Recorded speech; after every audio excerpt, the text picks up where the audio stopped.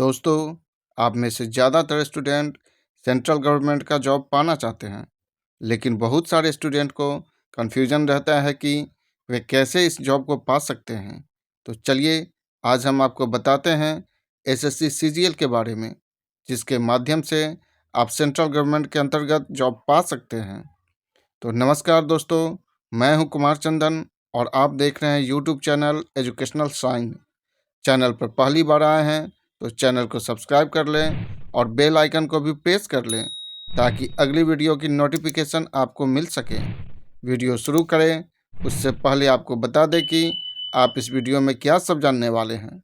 इस वीडियो में आप जानेंगे एसएससी सीजीएल क्या होता है, इसके माध्यम से किस विभाग में नौकरी मिल सकती है, क्वालिफिकेशन क्या चाहिए, एज लिमिट क्या है, फिजिकल रिक्वायरमेंट क्या है, एग्ज़ाम पैटर्न क्या है, सिलेबस क्या है, किस तरह की ट्रेनिंग होती है, प्रमोशन कैसे मिलती है और अंत में जानेंगे सैलरी कितनी मिलती है।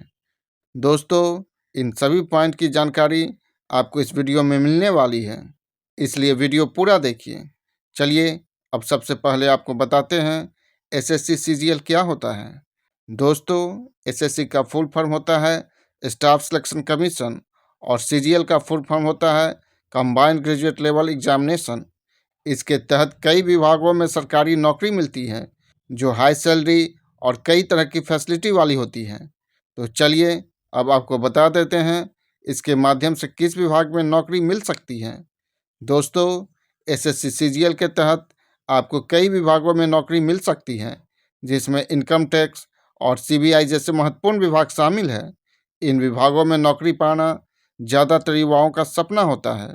यही कारण है कि हर साल इसकी परीक्षा में लाखों कैंडिडेट शामिल होते हैं, लेकिन उसमें से महज कुछ ही पास हो पाते हैं।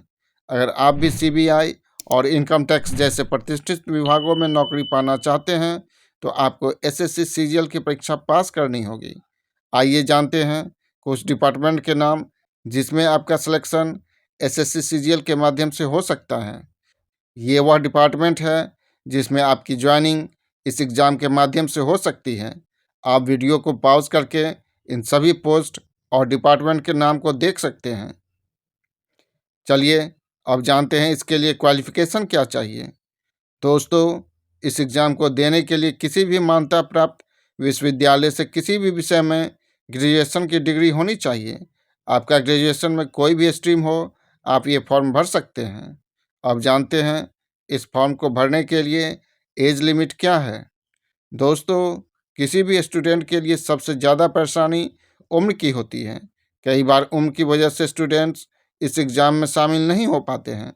एसएससी सीजीएल में अलग अलग पोस्ट होती है, उसी के लिहाज से सभी के लिए अलग अलग उम्र निर्धारित होती है, जिसमें कम से कम 18 और अधिकतम 27 वर्ष होनी चाहिए।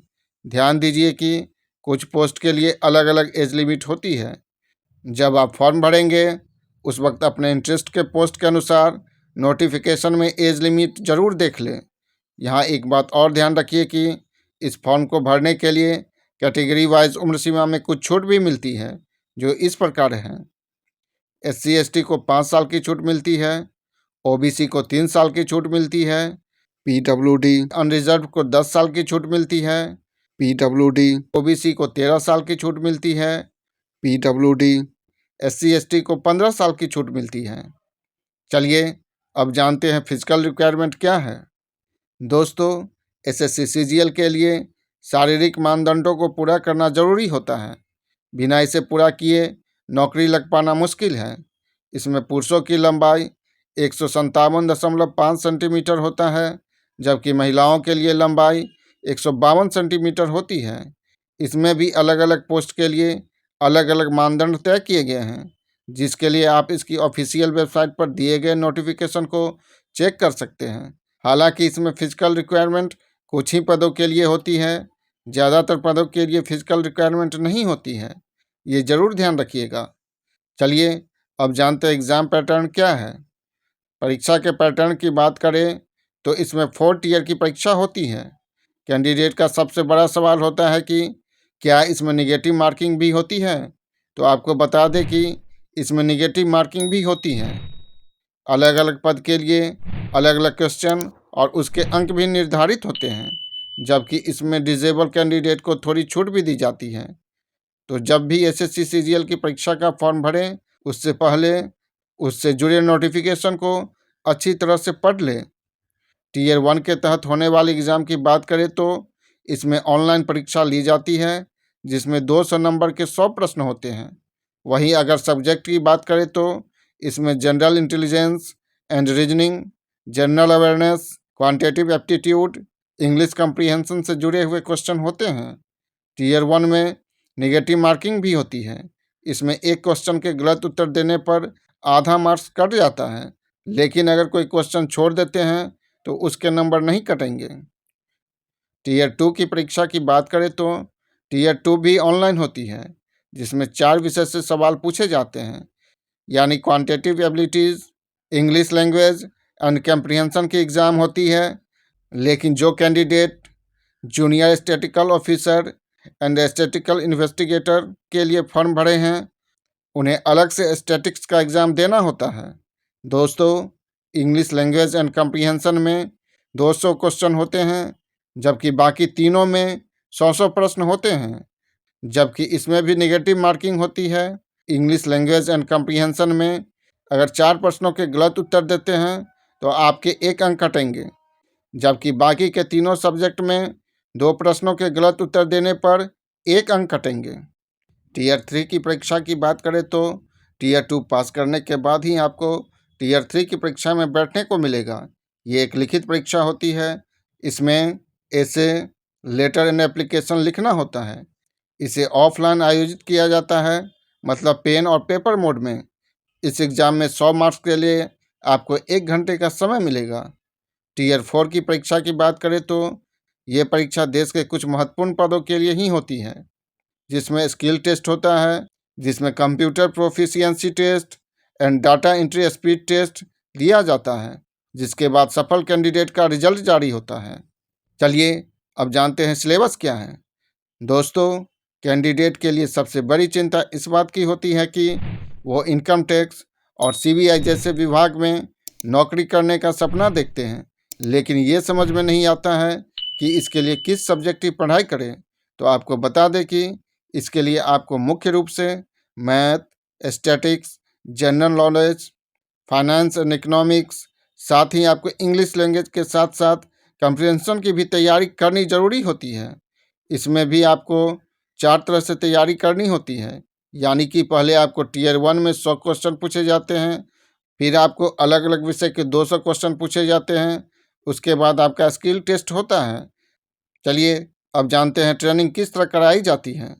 एसएससी सीजीएल की ट्रेनिंग की बात करें तो इसमें भी आपको दूसरे पदों की तरह ही ट्रेनिंग दिलवाई जाती है, जबकि कुछ विभागों की ट्रेनिंग प्रक्रिया थोड़ी अलग होती है।